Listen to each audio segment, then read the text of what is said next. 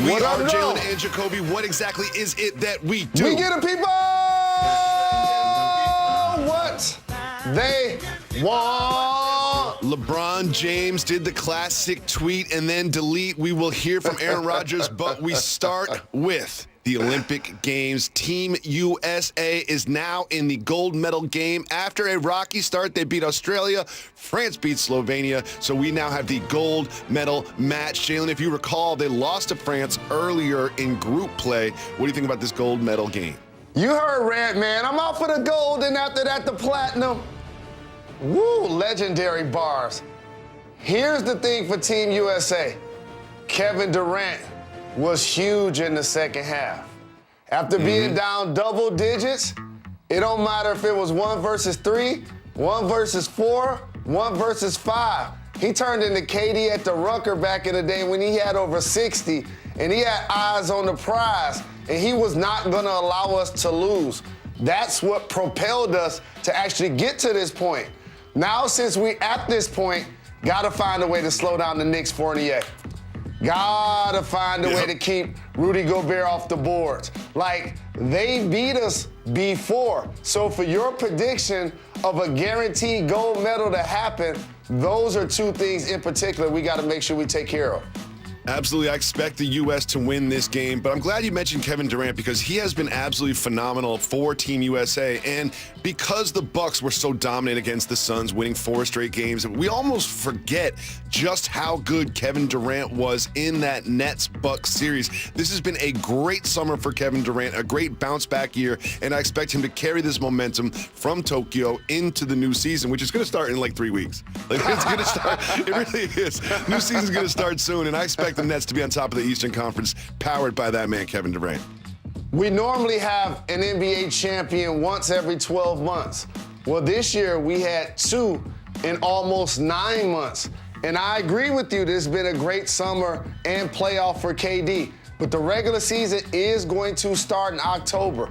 So it's going to be interesting for me, not necessarily the Nets, but the entire NBA, in particular contending teams, how they respond to the short offseason.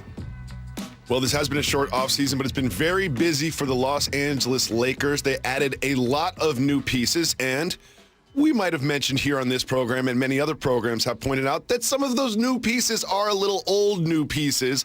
LeBron James took to Twitter to fire back at the critics, and here is what he said. Keep talking about my squad, our personal ages, the way he plays, he stays injured, we're past our prime in this league, et cetera, et cetera, et cetera. Do me one favor, please, and I mean please, keep that same narrative energy when it begins. That's all I ask. Thank you. Jalen, he later deleted this. Why do you think he went with the tweet and delete? LeBron, you know how much I love him. Here's the deal, David Jacoby. So put that tweet back up there if it's okay. So are we allowed to acknowledge that the Lakers have the oldest team on paper in the history of the league? Are we allowed to actually just say that? Is that okay? Are we allowed to point out a fact that Anthony Davis and or LeBron James, likely due to injury or load management, won't play 82 games this year? Is that okay? And last but certainly not least, I'm glad he didn't use the term hating, but that's what is construed by so many people, and you've heard me say this for a decade. This generation uses the term hating incorrectly, okay? Just because I may disagree with you or have a differing opinion than yours, it does not mean that I'm hating. And also, is LeBron playing victim? Hold on. So let me get this right. The favorite, LeBron James, who went to Miami, played with Bosh and Wade, went to Cleveland, played with Kyrie and Love, came to LA and played with AD, and now remade his roster to where he got an MVP like Russ and a scorer Hall of Famer like Melo. So the Lakers the underdog? Yeah, that's what he's doing. What we doing here, Jacoby? He's now saying, look at us, we're the underdogs. People are doubting us. Like, no one's doubting you, LeBron. Matter of fact, if you look at the Las Vegas odds for who's going to win the championship, the Lakers are right up there with the Nets. They are not underdogs. They are favorites. They are favorites. They are the favorites to come out of the West. They've got Hall of Famers up and down the roster. They've got shooting. They've got defense. They've got a player at every position. Like, no one is doubting you, LeBron James. You are not the underdogs. It's actually the exact opposite of that. But I love the way he does this. He really does control the narrative. And he even used the word narrative in his tweet that he was controlling as well. Oh, I love this Lakers team so much. I do have them coming out of the Western Conference. I'm not doubting you, LeBron. You are the favorite to win the conference. No one is doubting you. Well, Jalen rose from one superstar MVP to another. This time, we turn our attention again to Wisconsin, where Aaron Rodgers said this about his relationship with the general manager of the Packers. Well, I think it's a work in progress for sure. I mean, I think, relationships aren't formed in a matter of a couple days. He's gone. Aaron Rodgers is gone. He is gone. He redid his whole contract to guarantee this would be his last year in Green Bay. Jalen, what do you think about the work in progress in his relationship with the GM? Well, here's the thing that I think works against the Green Bay Packers is because they're a publicly traded team, it seems like they don't have that one voice that could have cut through all of the noise and either basically made it known that we rather have Aaron Rodgers than this general manager who just took Jordan Love in the first round. Like, Matt LaFleur is a terrific young coach, and he and Aaron Rodgers have had some magic happen on the field these last couple of years. And Green Bay is a contending team. They also have a terrific defense. So in theory, for him to leave his situation and the general manager stays, to me, that's a dereliction of duty by the organization and those around it in decision-making processes. You keep Aaron Rodgers, you get rid of the GM, and it seems like they're doing it backwards. It really does. I can't remember another star player of this caliber so clearly leaving their team outside of Michael Jordan in The Last Dance, which is the exact image that he and Adams synchronized, basically tweeted at the same time. That's what happened. I can't think of another MVP caliber talent that is so obviously going to leave their team. Can you? I'm going to keep reminding you, the Golden State Warriors won the championship, and Bob Myers joked about Kevin Durant joining the bandwagon. Everybody knew that he was going to leave the Golden State Warriors. We were lining up and naming teams on the East Coast that he was going to head towards. So that did happen with KD. And it's not just Aaron Rodgers, by the way. It's also Devontae Adams, a wide receiver #1. That's a good point. I mean, if they go through this season and lose Adams and Rodgers for little or nothing, it would be so surprising. They've really fumbled this. Just give Aaron Rodgers what he wants. He's the MVP. Give him what he wants. He wants more money. He wants more guaranteed years. Just give it to him. It'll be so sad to see Jordan Love under center for the Green Bay Packers next year, but it'll be a lot of fun to see Aaron Rodgers in a different uniform. Jalen, it is time to celebrate one of our favorite athletes on the planet. Show me some Shohei. Shohei Ohtani was on the mound, and again, he was just dealing. Jalen Anthony Rose, he has a 1.38 ERA since July 1st. That is the best in Major League Baseball with 25 innings pitched. I'm going to make sure I point out the thing that makes Shohei extremely cold. He's ambidextrous, dog. He's batting with his left hand, and he's pitching with his right hand. This gentleman is incredible. And we didn't need him to be at the home run derby to show him love on this program. We didn't need the 100-mile-an-hour fast balls to be striking out batters to show him love on this program. You know why? We saw greatness from the beginning. And he's healthy this year. Remember, they were trying to we don't really want you to pitch and bat. Maybe he should do one or the other. He dealt with some injuries earlier in his career. Now, all of a sudden, he's putting it all together so very young. He's going to be a phenomenal player for another decade or so. Jalen, is he a lock for the most valuable player in MLB? Lock. This year, next year, and the year after that. Dog, he amongst the league leaders in home runs and ERA. Period. Period. Comma.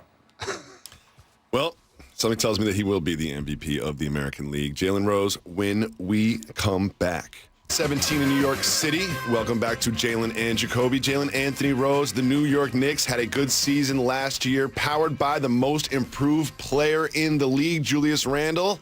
And they are running it back. Randle signed an extension, 4-year, $117 million. Interesting, Mr. Rose. If he waited another year, he could have signed for more money, but wanted the security of signing now. What do you think about that decision? Hit up, bring it back, come rewind. This is a boss move by Julius Randle. And I want to make sure I say this as complimentary as possible.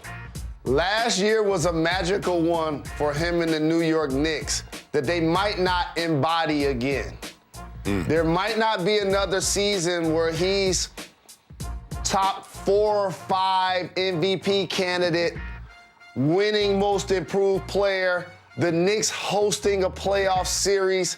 Those things might not be happening in the near future.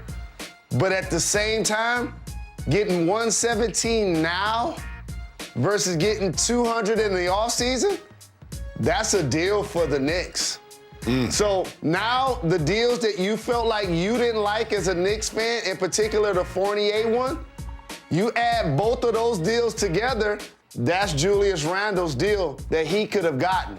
So that's actually a win for your Knickerbockers, as they also added Kemba Walker this offseason. Yep, Walker, Fournier, they brought back Burks, they brought back Derrick Rose. It's interesting with this Knicks team because Julius Randle had such a good year and he was making tough shots. He was making contested tough shots, getting his own buckets. I would love to see them take a next step, but as we've been covering the last few days on this program, Eastern Conference got a lot better from top to bottom. Some tells me that this Knicks team might be in the playoffs, but they will have to play in to get to the playoffs because the Eastern Conference is stacked. And one of those teams that looks to be at the top of the Eastern Conference are the Philadelphia 76ers. Ben Simmons still on the Philadelphia 76ers. However, they did add Andre Drummond. And if you remember, Embiid and Drummond have a little bit of a history. And here's how the introductory embrace went between the two of them. Tell us what Mr. Embiid is thinking. I'll tell you what he's thinking. For real, I'm going to go and be phony right now. It's all good. You know what I'm saying? I remember what you said, dog, but it's all good. Hey, Joel and Andre, I love both of those guys. If this will make everybody feel better, I learned as I started to get older, most of the people that give you daps and hugs are actually looking and feeling like that, whether you see it on their face or not. Yeah, I just love the idea that he can't hide how he really feels. He can't even put on a fake smile for 2 seconds while the cameras are on to introduce Andre Drummond to the team. Because these two have gone back and forth, and Joel Embiid has gotten the best of Drummond throughout his career. So it'll be interesting to see these two go at it in practice. But Jalen, elephant in the room, is Ben Simmons going to be on this team this year? Is there a deal out there for Ben Simmons? I believe Ben Simmons is on this team this year, Jacoby, because it's really tricky. He's an all-NBA caliber performer. He's been that, third team. He's an all-defensive candidate. He's in the top 2 or 3 this season. He's a triple-double threat. He's 6'10", and he's a locomotive in transition. But then when you look down for the asking price, it's wait a minute, few first rounds? Another star player in return? It's wait a minute, we can't necessarily pull that deal together to satisfy you, Philly. So it's going to be interesting for them as the East continues to improve and the process continues to get lower in the Eastern Conference standings. If they're going to decide to just make a move because they have the opportunity to, or they're going to hold out and then all of a sudden Ben Simmons and Joel Embiid, who we both know occupy the same real estate in theory when they're at their best on the floor, won't necessarily coexist as a championship duo. Another improved team in the Eastern Conference or in the nation's capital. They signed Spencer Dinwiddie to the Wizards. What do you think about the addition of Dinwiddie to the Wizards, and how does that affect Bradley Beal? You know that's my guy right there, fam. You and I done sat at Nets games, and I'm like, that's one the Pistons let get away. I said the same thing about Chris Middleton. I promise y'all, when this season starts, this guy right here is going to be the surprise underrated signing by any team. They let Russ and his salary go to add Dinwiddie, and his productivity is going to pick right up, and he and Bradley Beal are going to be fantastic in the East. Mark my words. And lastly, Kyle Kuzma plays with them, right? Don't Kyle Kuzma play with the Washington Wizards now? I think so. Okay, he's going to get buckets this year. And I know a lot of people saw him in LA, and he had to adjust to a role. That's what happens when you're not the superstar player. But when your minutes in the front court are suppressed with LeBron James and Anthony Davis, it's just not going to be as many shots. So now playing in a wide open system, mark down Kyle Kuzma for 20+ right now. Really? Right now, mark down Kyle Kuzma. Remember I told you, the Washington Wizards are part of that Eastern Conference resurgence, Jacoby, and Spencer Dinwiddie and Kyle Kuzma are going to be big parts along with Bradley Beal. If you are Bradley Beal, do you think that he is happier with this current roster than he was last year with Russell Westbrook on the team? They're better, so yes. And also, he's going into the final year of his contract. So we're not going to have to wonder how he feels. He's going to show us, like the Greek freak, invested in the Bucks and he stayed. Julius Randle invested in the Knicks and he stayed. So did Steph Curry and Trae Young. So if he wants to be there, again, that's what he will do. Otherwise, they'll try to move him for fair value. Jalen, Dan Campbell has yet to coach a single game for the Detroit Lions, but he's already given us some really interesting press conference moments, and the latest is no different. Let's listen to how Dan Campbell just starts his day. Normally what I do is I'll get 2 venti. I go to, Starbucks, I get 2 venti of the pike with 2 shots in them. So black eye in both. That's what I come in with. That's how I start the day.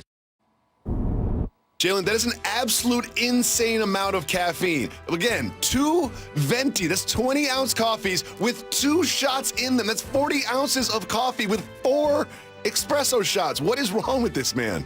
Little known Jalen fact, I do 0 tobacco and I do 0 caffeine.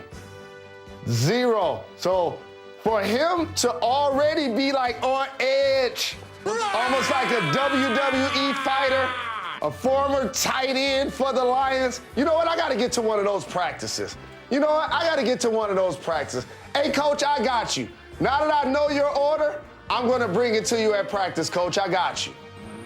Jalen, the amount of caffeine in that, I wouldn't sleep for a week. Like, I would not sleep for a week. I'd probably have to be hospitalized. Like, I'll have a cup of coffee in the morning, but I'll have like one of these. You know, just a little cup of Joe to give me some pep in my step. That dude is out here drinking a full 40 ounces of coffee with 4 shots of espresso. Jalen, we have a football game tonight. In Jalen Rose, tonight, on my television, there will be live semi-competitive football between the Cowboys and the Steelers. We won't get a look at the stars, but what do you expect to see as the season starts to kick off this evening? One word comes to mind: nostalgia. Like, when I see these 2 storied franchises, right, I think back to when I was a shorty and the classic Mean Joe Green commercial, or Terry Bradshaw, the Steel Curtain, Lynn Swann, John Stallworth, Franco Harris. For the Dallas Cowboys, Ed Too Tall Jones, Reggie White, okay? Troy Aikman, Michael Irvin, Emmitt Smith. The list goes on and on of storied Hall of Fame players that played for both of these franchises. And so that's what I'm excited about, to actually see the Shield back on the field. Yep, it won't be the stars that we want to see from these teams, but it'll be the uniforms, it'll be the cadence of the call. It'll be so much fun just to have football back in our lives. And I might even gamble on it. Go to New Jersey. We'll see. I got great We'll be hands. back tomorrow. I could catch at 2 BBs at p.m. night.